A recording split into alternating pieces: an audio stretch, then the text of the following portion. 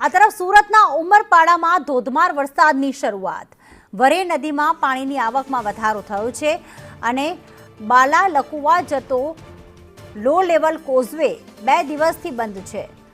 બલાલ કુવાથી વાહર ગામ આંબલી દાભડાનો માર્ગ બંધ હાલતમાં, રસ્તો બંધ થતા વાહન ચાલકોને હાલાકી પડી રહી છે। નિલેશ પટેલ અમારી સાથે જોડાઈ ગયા છે। નિલેશ, 2 દિવસથી આ કોઝવે બંધ છે ત્યારે ત્યાંના લોકોને કેટલી હાલાકી? જે રીતે ઉમરપાડામાં સતત 3 દિવસથી જે ભારે વરસાદ વરસ્યો છે, જેને લઈને ઉમરપાડામાં આજે સવારે વહેલી સવારથી અત્યાર સુધીમાં 4 ઇંચ વરસાદ ખાબકી ચૂક્યો છે, જેને લઈને જે નીચાણવાળા જે લો લેવલ કોઝવે છે પાણીમાં ગરકાવ થઈ રહ્યો છે। બલાલ કુવા જતો જે લો લેવલ કોઝવે છે એ પણ હાલ સતત 2 દિવસથી બંધ કરવામાં આવ્યો છે।